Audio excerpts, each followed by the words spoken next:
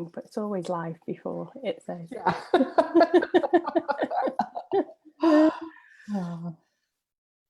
So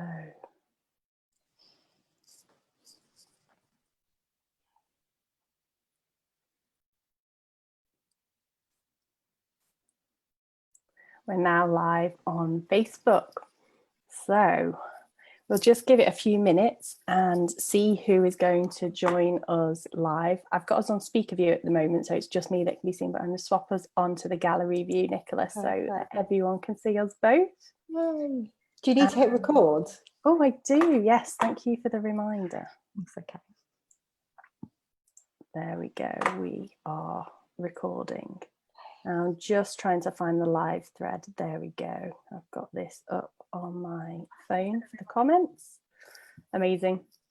So, good afternoon, good evening, everyone. It's lovely to be here on such a sunny day in the UK. A bit more typical in the US, isn't it, Nicola?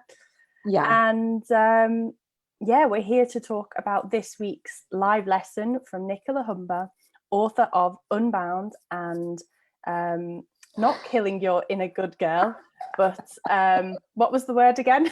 Heal. Healing Your Inner Good Girl. Gosh, I can't get that out of my head. Neither can I now. I need to do a new edition, which is called Kill Your Inner Good Girl. I'll buy that.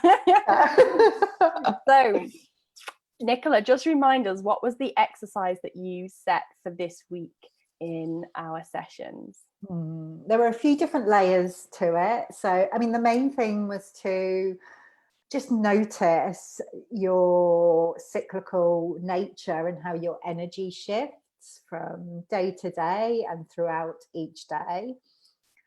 And that's likely to be something, you know, that I would recommend that you continue, because a week, you know, is quite a short amount of time, but just to really notice how that happens. And what you feel called to do at any particular time on any particular day, and to honor that as much as possible.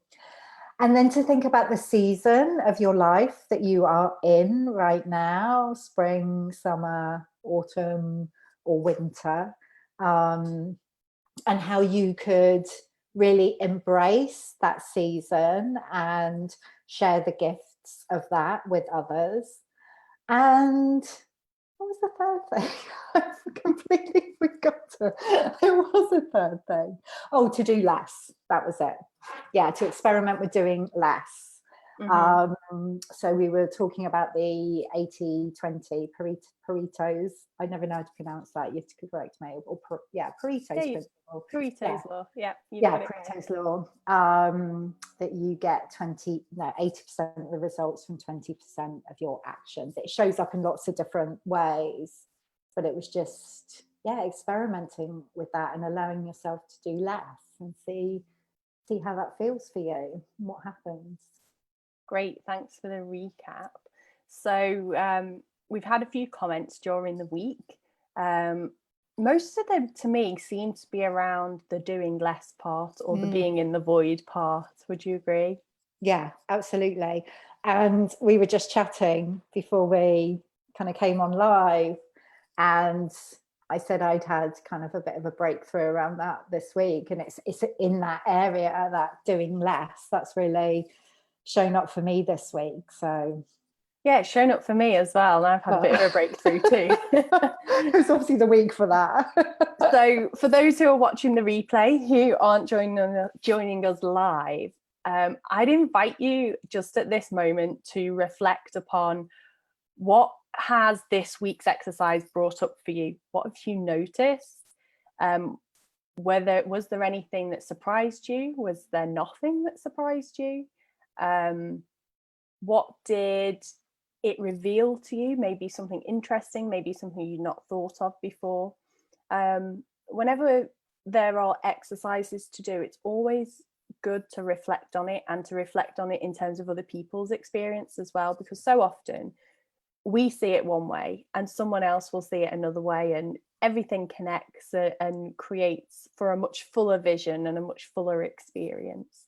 So even if you're not following live, do drop in the comments and let us know, how did you get on? What was your experience like?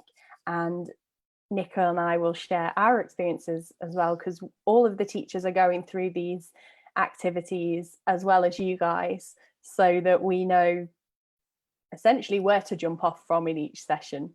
So yeah, I'll share mine first, shall I, Nicola? Yeah, go for it. I can't wait to hear.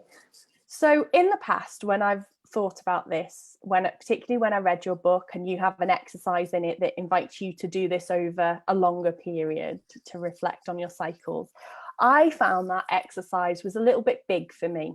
And I couldn't really see the patterns in it. And so this smaller exercise was really interesting for me, because I just wanted to get out of the push energy and be more in the void.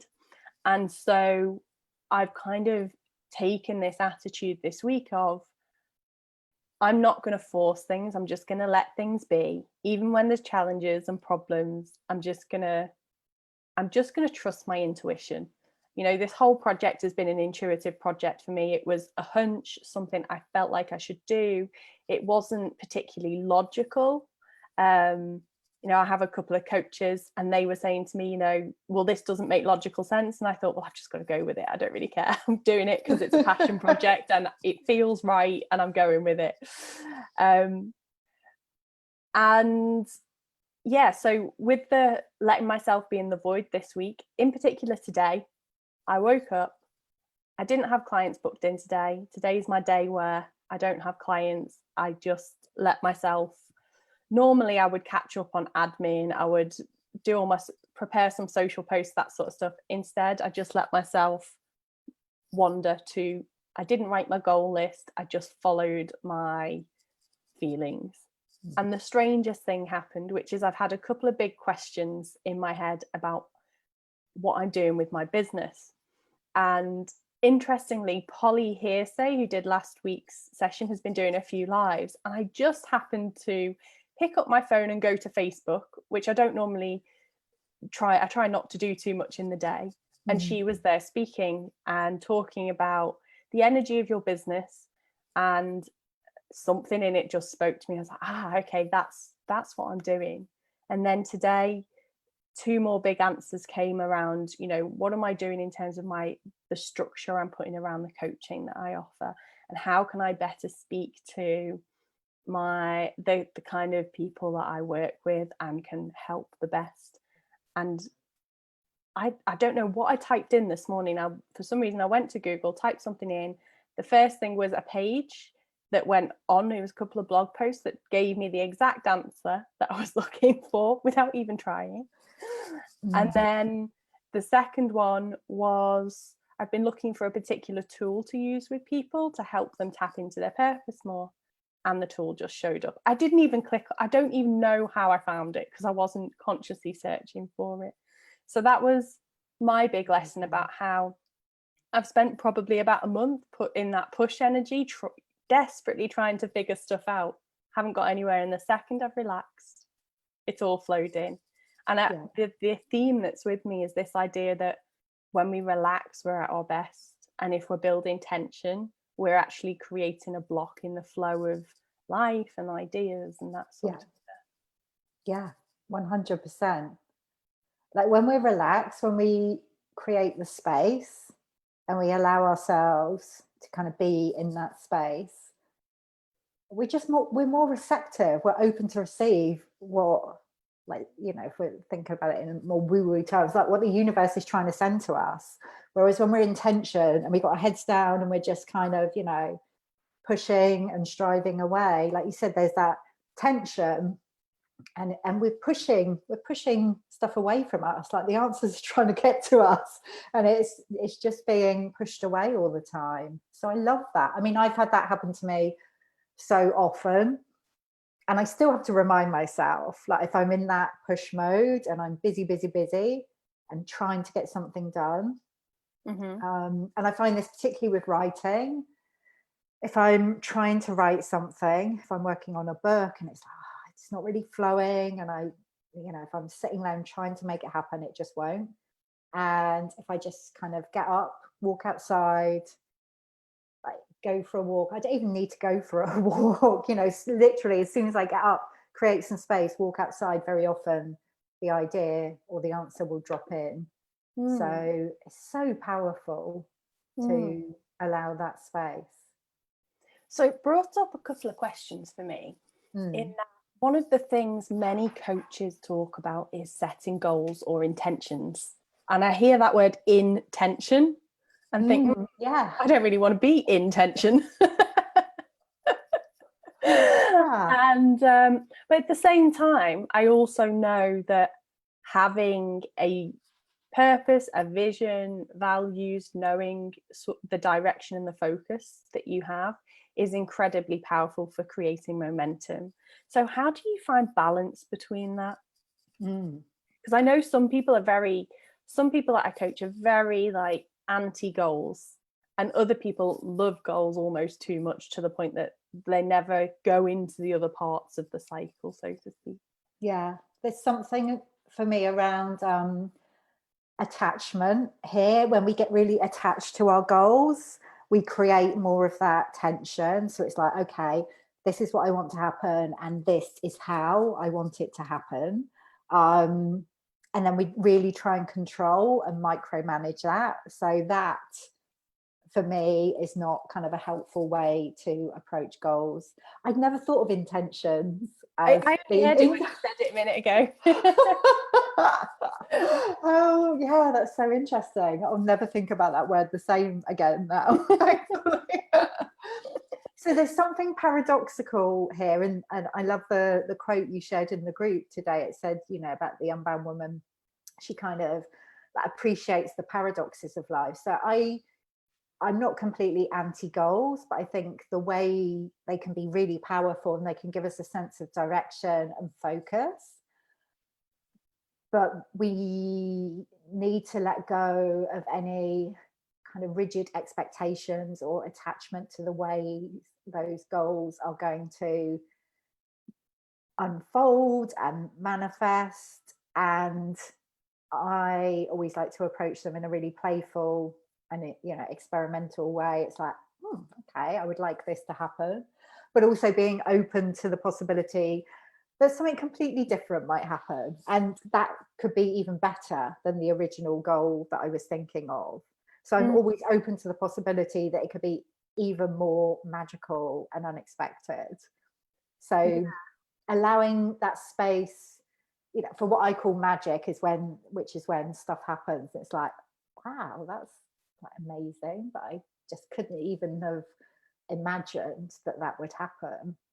So it's kind of holding the reins lightly. That's how I think about it. Like, you know, you have got the reins in your hand, you know where you're going, and you're allowing yourself to kind of be carried in that direction, but you're not like really rigidly holding onto the reins and trying to control the way the horse is going. You're allowing it to find its own way.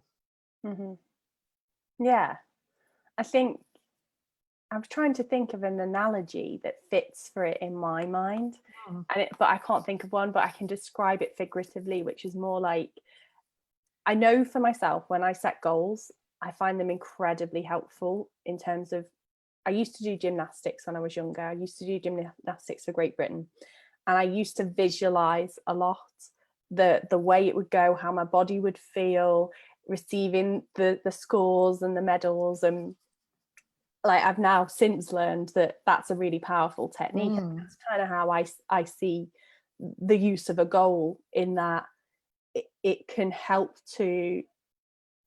your brain to look for the opportunities that create that. Doesn't necessarily mean what you envisage is the way it will happen. And then where you talk about attachment, I'm like, yeah, totally with you, because I think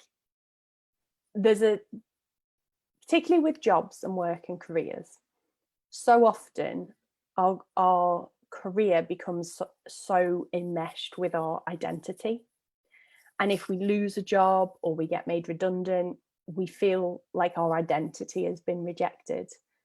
And, you know, if you're going through a career change of any sort, by choice or by non-choice, by the universe bringing it on, learning that you are not the goal, or just like the vessel for the goal, and you can change your goal at any point.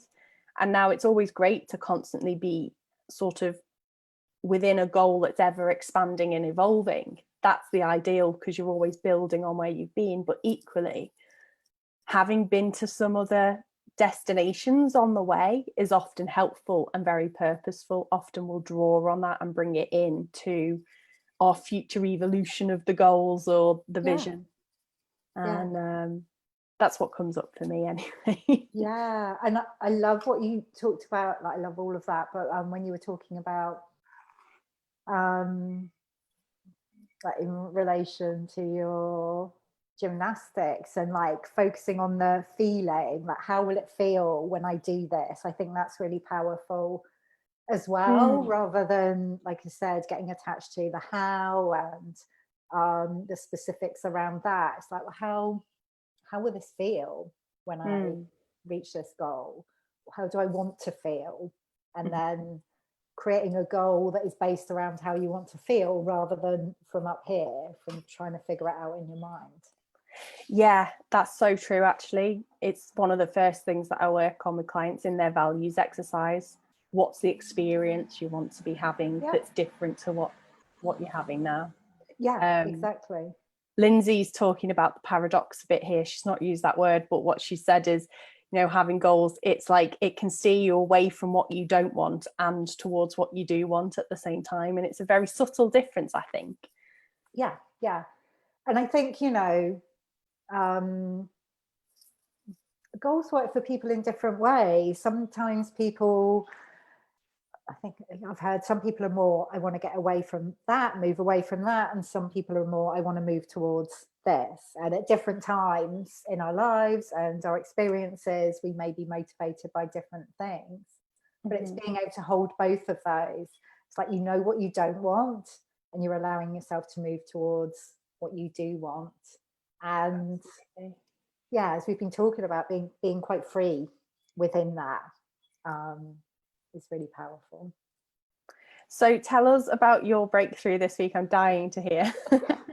It's quite similar to yours, actually. And I mean, literally this just dropped in this morning for me. I working with a couple of coaches and mentors at the moment, and something I've been focusing on in my last few sessions is kind of allowing myself space and taking time out, which is all the stuff I teach. We so often need somebody else to support us with that. And I've booked to have like a week off the week after next. It's like, great, but I've just noticed, I just caught myself this morning, I've been in this really kind of busy mode, keeping myself busy and filling the space, because I know I've got that week booked off in a couple of weeks.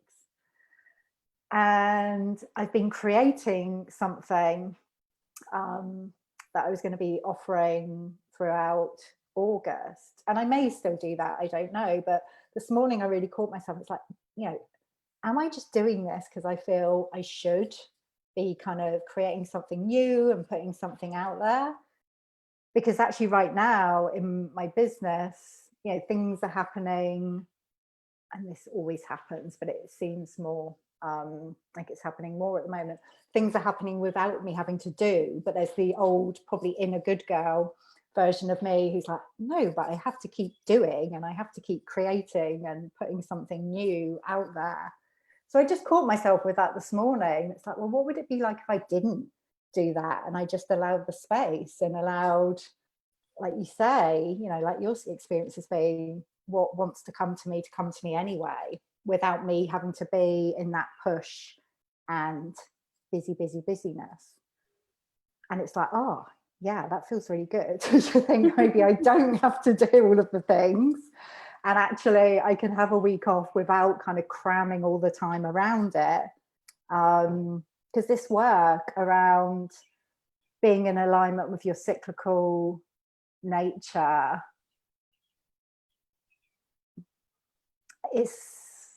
it can be easy to pay lip service to it. You know, I can say, oh yeah, I've taken that time out, so I've done my bit around that, but then just be hugely busy around that space. And there's another layer of trust, I think, or another level of trust that we can step into. It's like, yeah, I can take time out and I don't have to compensate for that in other ways. Does that make sense? So that's kind of really dropped in for me just this morning.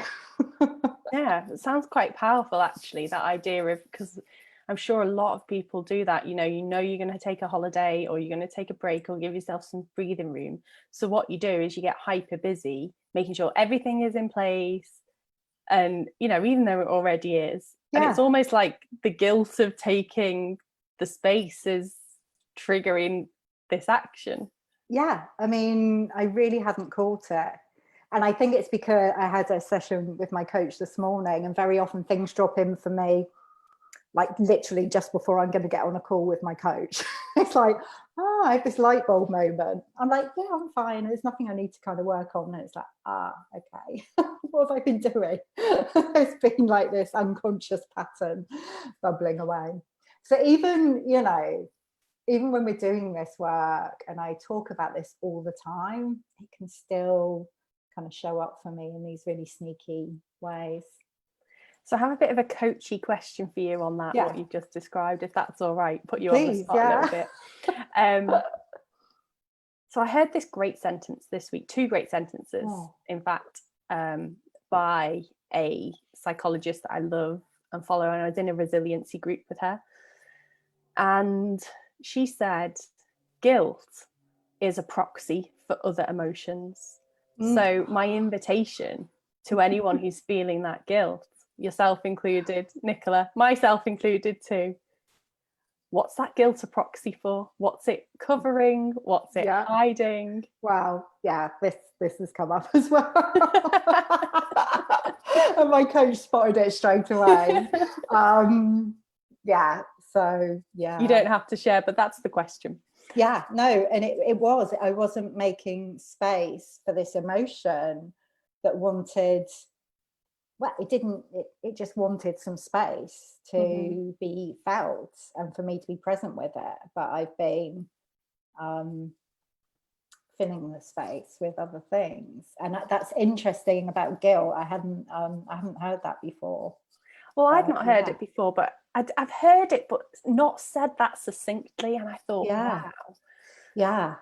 And actually, the in the group that I was in, they shared an emotions map, which is about the different frequencies of emotion, from the less helpful to the more high vibrational helpful, of hope, of acceptance, all the way down to fury and frustration.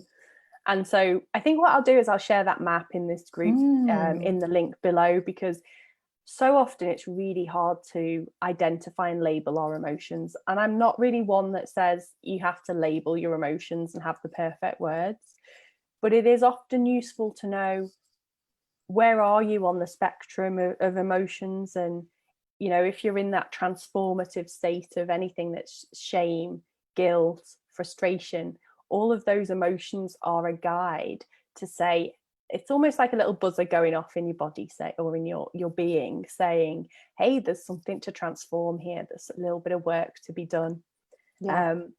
And the aim of the map is to show you where you could potentially transform to, but also to help you put words to the emotions that you might be feeling.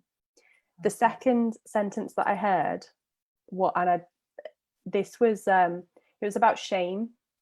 And this lady, her name's Carol Ross, for anyone that wants to look her up, and she does something called I can't think of the exact name, but it's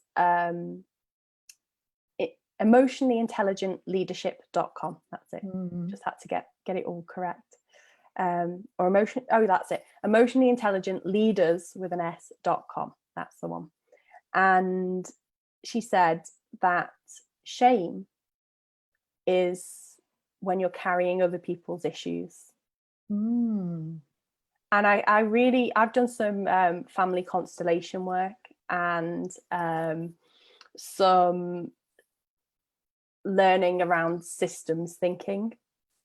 And what I've learned from that is so often, particularly around work, it's our family that really set the culture of what work is for us, how we should think about it, what the expectations are, what makes a good worker, what makes you successful and accepted by your family. And so this idea of shame resonated so well for me, that so often we feel ashamed to make different choices, to be unique, to be ourselves. And really that shame is that we're carrying the beliefs of other people, the beliefs of our parents, the beliefs of society, of the industry or the organization that you're operating within.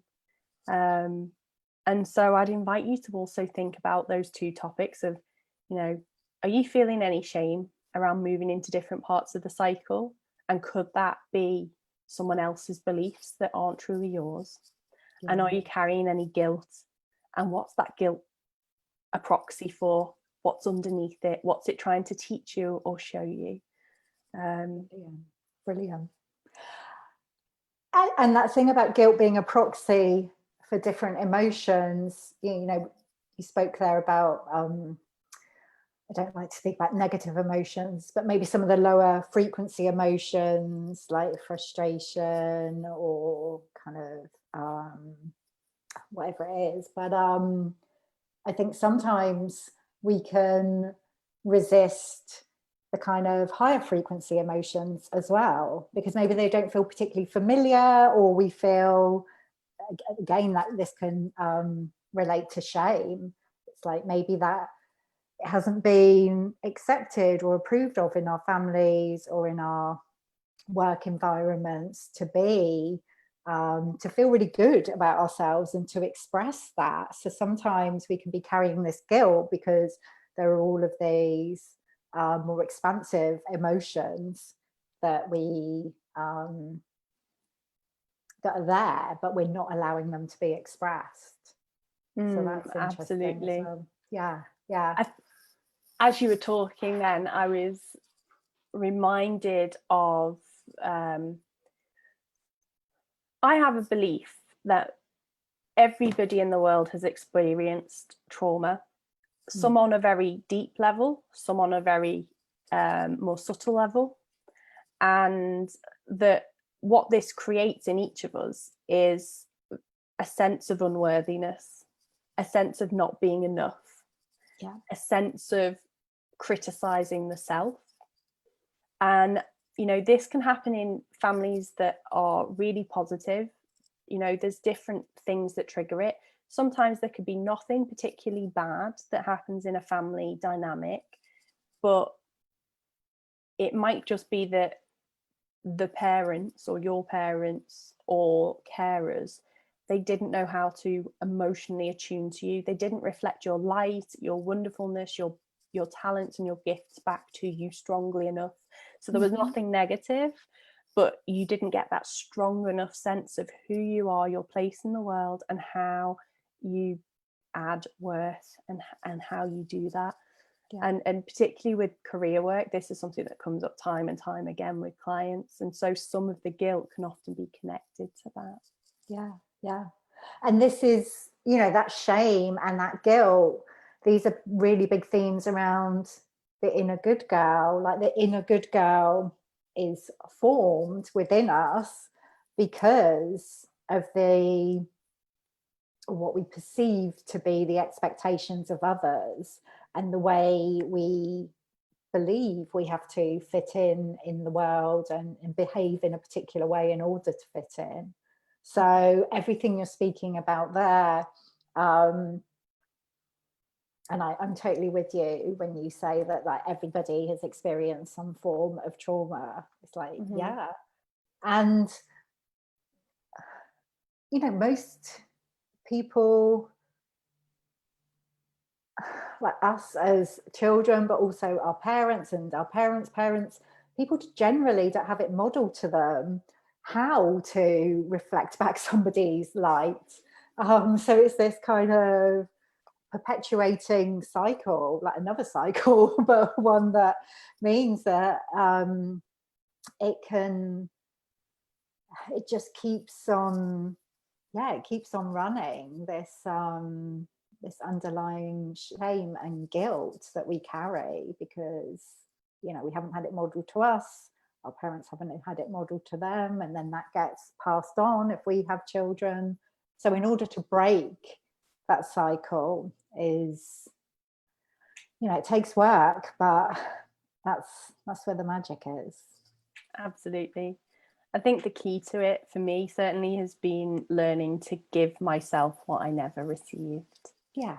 And remembering that those in our family can only give to us what they received. Exactly. We can only love to the degree that we can love ourselves. We can only give to the degree that we can give to ourselves. So if you have a family that you know, isn't particularly emotionally well connected, or a family where everybody's had particular types of jobs and you're maybe breaking the mold, you know, as many people in this generation are, they've had opportunities to go to university, to do things that their previous generations of their families wouldn't have been able to do. And so one of the things that often crops up for people is this sense of not wanting to break the family dynamic, not wanting to challenge it, to feel stuck and stay small because of that. And it's absolutely everyone's duty to be responsible to evolve that dynamic, to allow ourselves to expand and to become more unbound, which is what your work is all about. Yeah, yeah. And I'm sure you've experienced this from doing kind of constellation work, but when we do any of this kind of work,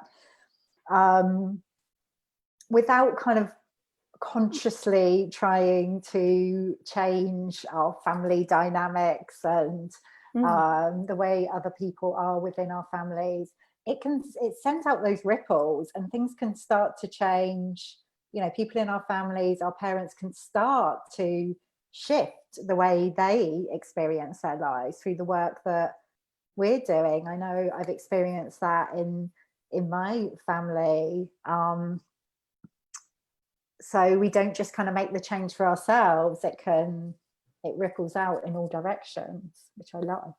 Yeah. And I think what it does is when you let go of the shame of carrying other people's beliefs like that, it creates space for other people to let it go as well. Yeah. And by changing yourself and your own outlook, it teaches other people in very subtle ways that none of us can probably describe, and that anyone who's been through that kind of stuff will be like, wow, how did that happen? Yeah. Like, you know, you can have a certain dynamic with someone in the family and all of a sudden it's changed because you've changed. Like, yeah, and you're like, really? I know. It's amazing. It was that simple. Yeah. I had a client a few weeks ago who we had a similar we were touching on something around this topic, and you know, she'd had a conversation that she was dreading with someone, but she changed her outlook on it. And when she had the conversation, they were like, wow, they didn't challenge me the way they normally do. They could feel my strength in my voice because I was so clear, you know. So I think when we're making big changes in work, and when big changes happen to us in our work life, whether that's starting a business, changing what you do, just sometimes rethinking what you do even. Yeah. Everyone around you inputs, you know, because you end up talking and you can't keep it all in. And it, you know, the main thing is give yourself the love that you would probably give to your best friend. Mm-hmm. Be your own best friend, be your own parent, and give yourself that sense of worthiness. And this is actually not totally unplanned, but it actually has set us up really nicely for the next 2 weeks of lessons, because next week we're going to be talking about trauma, and trauma not in the sense of, you know, huge life altering, very difficult events, but the everyday things that cause us problems, that cause codependent habits, that stop us being truly ourselves, and how that shows up in the workplace. And then the week after that we have Anne-Marie, who is a rapid transformational therapist. She trained with Marissa Peer, who is the creator of this technique. And it's a technique that really helps you get to the core of what's blocking you in phenomenal amounts of time. And she's going to be talking about purpose. So we'll be having some exercises on that, and hopefully there's we didn't plan this, but there's a subtle connection between each of the lessons. Yeah. So we look forward to sharing that with you. And yeah, I think we're halfway through now. So I just thought it would be interesting to ask everyone in the group.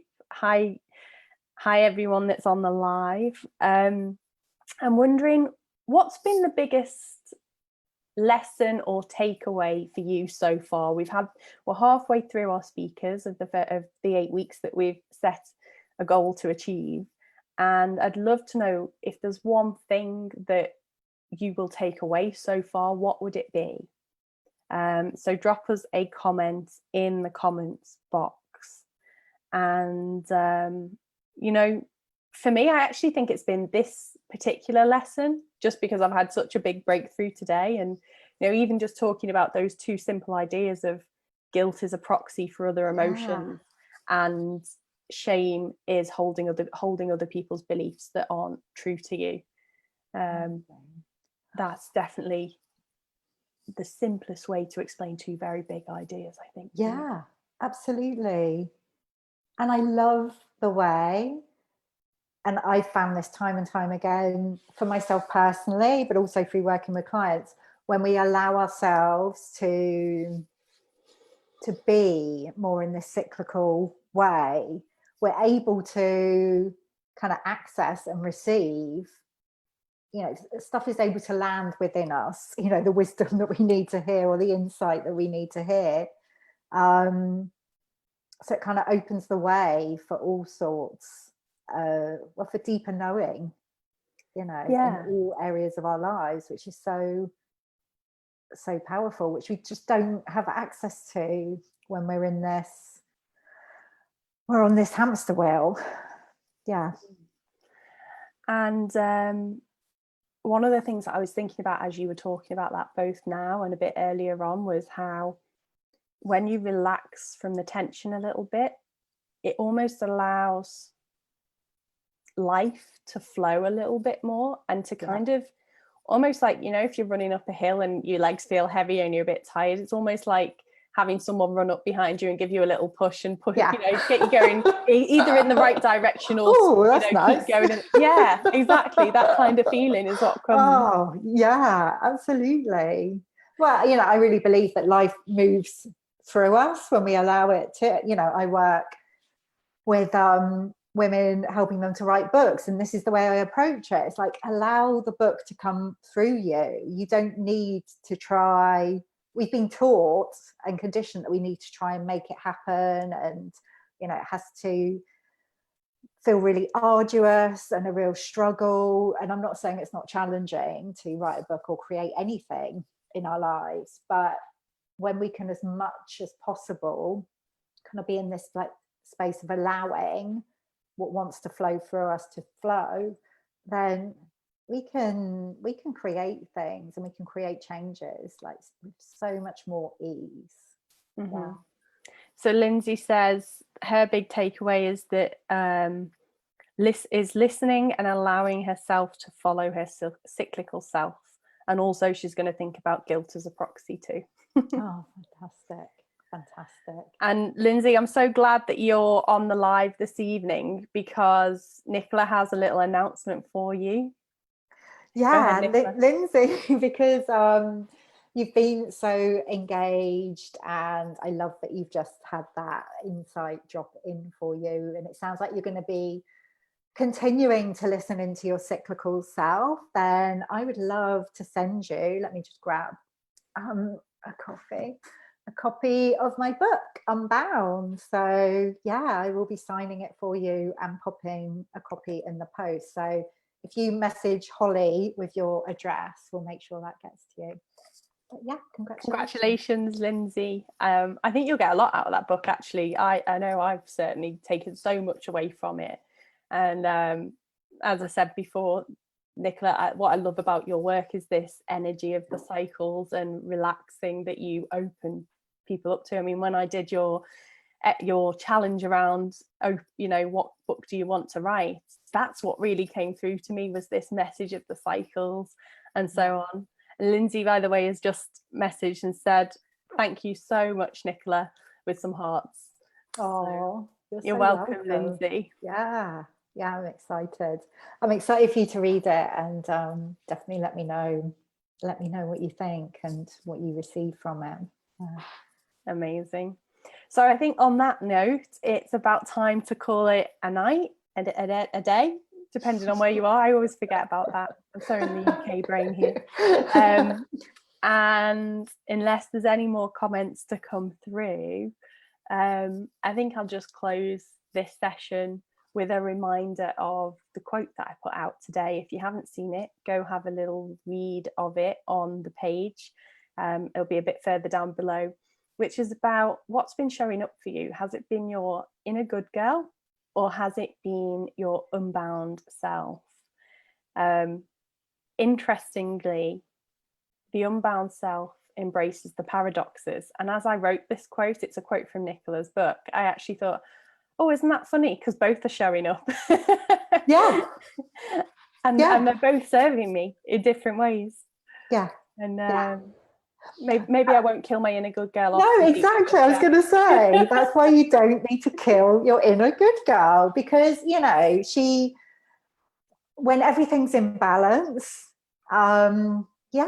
she can really help us out. So it's just let her heal, let her relax, let her take her hands off the steering wheel and stop feeling that she's got to control it and keep the whip on you.